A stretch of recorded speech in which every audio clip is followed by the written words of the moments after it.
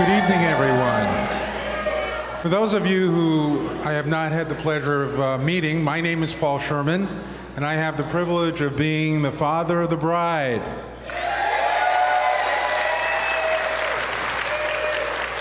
On behalf of my wife Miriam and I, it is a pleasure to welcome all of you. Reese, family, friends, and members of our new extended family to this joyous evening, Heather and Joey's wedding. I'd like to take this opportunity to thank you all for coming from both near and far. Everyone gathered in this room this evening has a special relationship and meaning to either my wife and I or to Heather and Joey, and it is great to be together to celebrate this happy event. Ladies and gentlemen, all those that I love, words fail me in expressing how pleased and happy Miriam and I are in seeing our daughter Heather look so happy. Miriam and I truly do not feel that we're losing Heather, but indeed we feel we are gaining another son and a brother for Joshua and Melissa, as well as 3 new beautiful grandchildren. Allie, Jay, and Sam.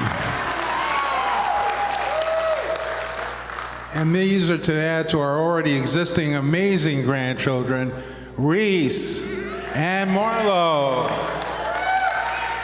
1 second, Reese. As I look at my daughter Heather, I can't help but reflect on all the years I was lucky enough to watch her grow and become the beautiful woman she is today. She captured my heart on the day she was born. Excuse me. And became more and more in awe, and I became more and more in awe of her as the years passed by. I will always be proud of you, the women you have become, and you will always have my love.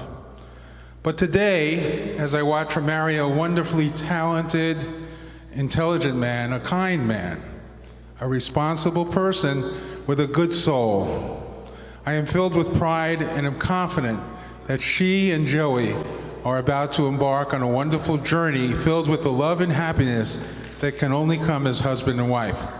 Joey, allow me to be the first to welcome you into our family.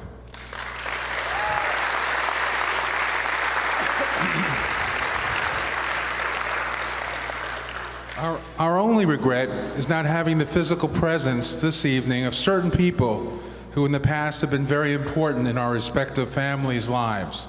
Namely my dad, Harry, my father-in-law, Moisha, and my mother-in-law, Manya, as well as Joey's maternal grandparents, Mary and Pete. While none of them are here physically, spiritually, they are all here with us. And I believe that if they were present, they too would be ecstatic. And of course, I would be remiss if I didn't mention my mom, Lily.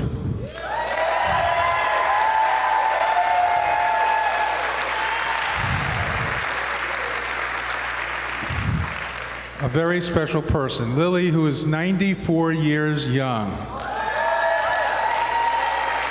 and whom we are so happy and proud to have with us here tonight to help celebrate Heather and Joey's wedding.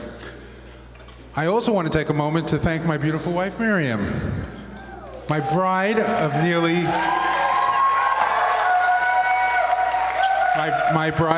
43 years, who has worked very hard in making this evening a memorable one for all of us.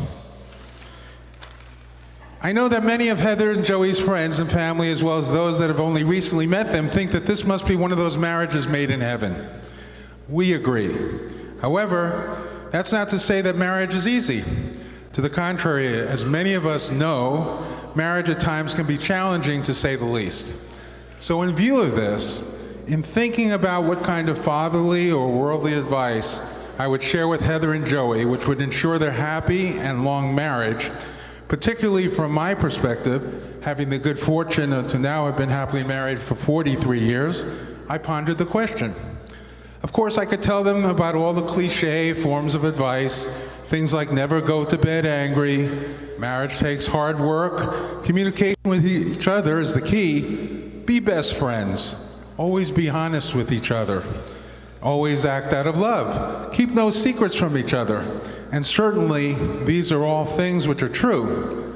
But I believe Heather and Joey are already aware of these truths. Instead, what I'd like to do is relate to them a story about what a heavenly marriage is like after many years. I find this story particularly intriguing given my wife's passion for baking cookies, which many of you are already acquainted with.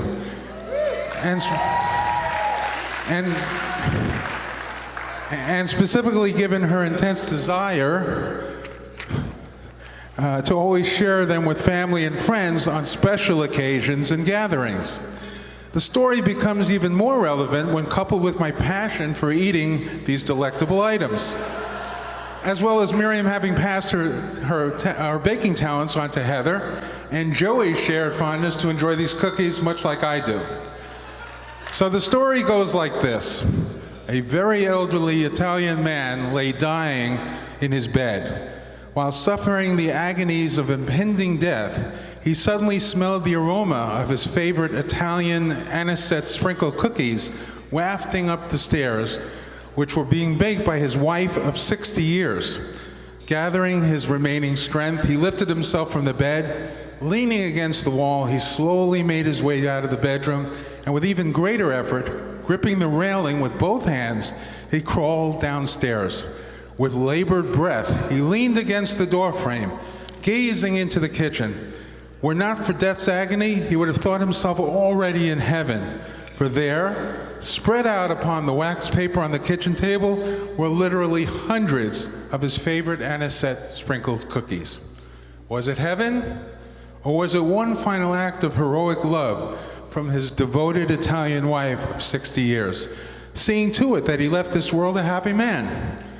Mustering one great final effort, he threw himself towards the table, landing on his knees in a crumpled posture, his parched lips parted. The wondrous taste of the cookie was already in his mouth, seemingly bringing him back to life. The aged and withered hand trembled on its way to a cookie at the edge of the table, when it was suddenly smacked with a spatula by his wife. "Back off," she said. "They're for the funeral."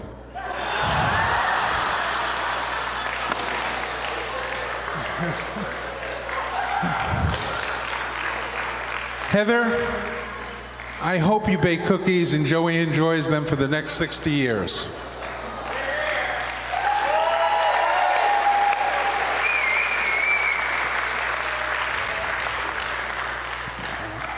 Finally, it has been written that the ideal marriage is not one in which two people marry to be happy, but to make each other happy.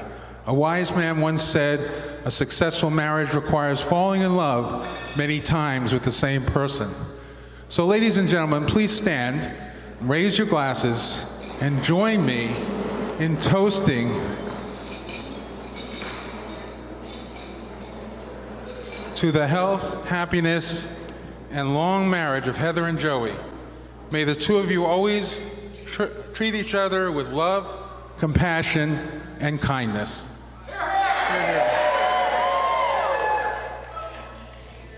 Thank you. And now, ladies and gentlemen, it's my distinct honor and privilege to introduce, for those of you who remember Charlie Chan, which are few in this room, my #1 son, Joshua Scherman, who has a few things to say.